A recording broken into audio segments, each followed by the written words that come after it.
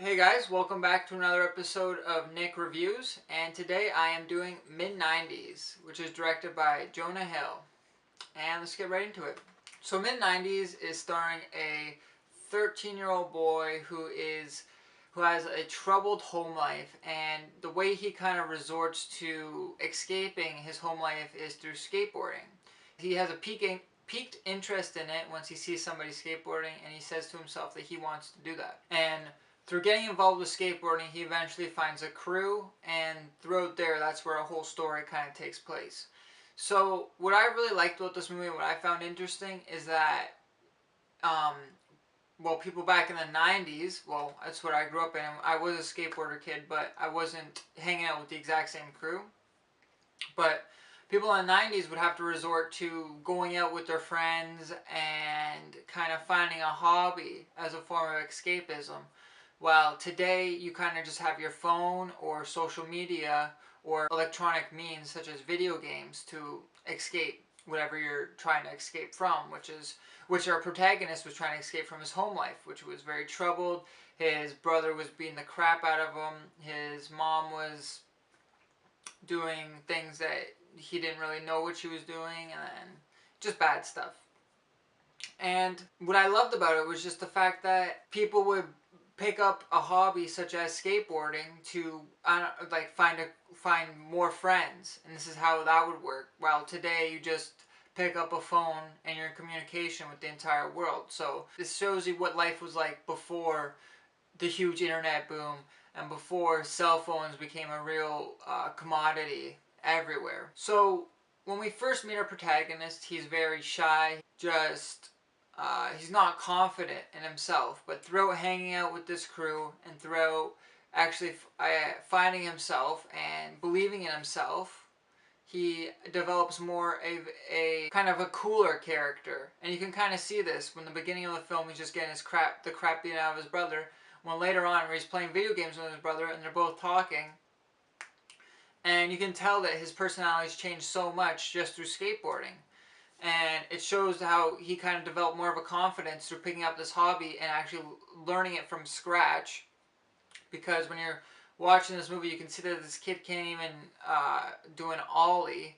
From there, kind of eventually where he can do an ollie, and you can see practice makes perfect, and you can really see this because when they were making this film, they got a kid who had no experience with skateboarding, and you can see this as the way he's trying to figure out just how to stand on the board to like a few weeks later where he's actually able to do an ollie or able to actually hang out with the crew at the skate parks and do what they're doing or help them out. Now the crew that our protagonist hangs out with is not the best crew. They are good kids, but some of them are more troubled than others. And even when his mother meets these kids, she's like, "You're hanging out with a bunch of gangbangers and stuff like that. Look like a bunch of gang members." And she's kind of right. They do look like gang members, but once you get to know the characters and once you actually get to see these kids for who they truly are, you do know that they are genuinely good kids and they do care about each other. And that's why our protagonist, his nickname Summer, identifies with this crew, is because he can tell that they truly do care about him. Now, this movie was highly criticized on its use of terms such as gay. And back in the day, in the 90s, people would say that stuff all the time. Instead of saying, "Oh, that's lame," or "that's not cool," they'd be like, "Oh, that's gay." And I guess in today's society, we're more politically correct, and you can't really say that stuff nowadays. Especially even if you're making a time period movie, you can't really get away with it anymore. But it's interesting that they added that because it's more authentic. It definitely makes the piece more authentic and more genuine to what the time was really like. While today, kids can't get away with saying anything, really. They have to be really on their toes, and they have to really think about what they're saying. While back in the day, you can kind of say whatever you want, and you can joke around with your friends whatever you want. You can still do that today, but you have to be more careful about who you say it to. Rather than back in the day, you can just say it to whoever, and everybody was on the same page.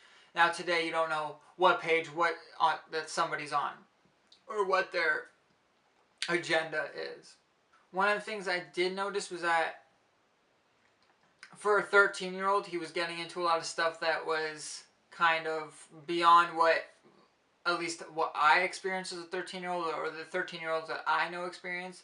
He was getting into like smoking cigarettes, smoking weed, drinking alcohol, and hanging out with girls.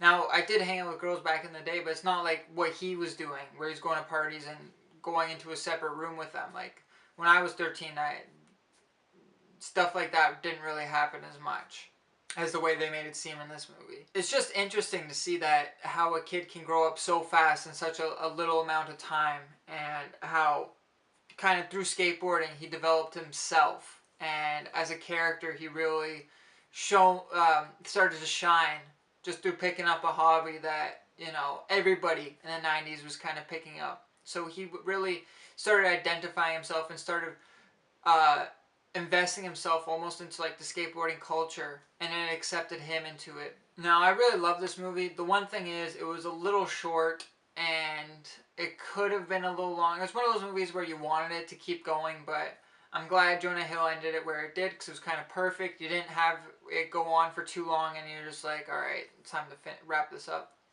The very last bit of the movie was basically a skate film, an amateur skate film.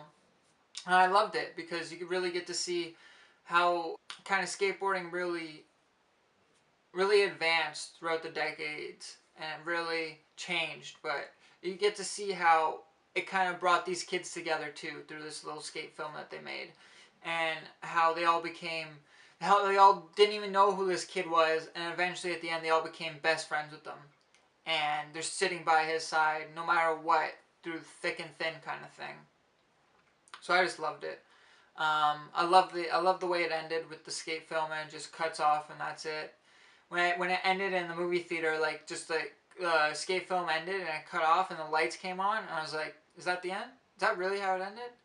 And I was taken by surprise because I thought there would be more, but I like that because you want more. And a lot of films nowadays, they give you too much, especially in the trailers. They give you way too much, but that's another story. So I love the film. I'm probably going to have to give this a 4.5 out of 5 stars. It's pretty much perfect. A few things that are not, but every film has its ups and downs. And this one was, to me, was almost a perfect film. Could have been a little longer, but I'm going to leave it right there. So thanks for watching. Let me know what you thought, and I'll see you next time.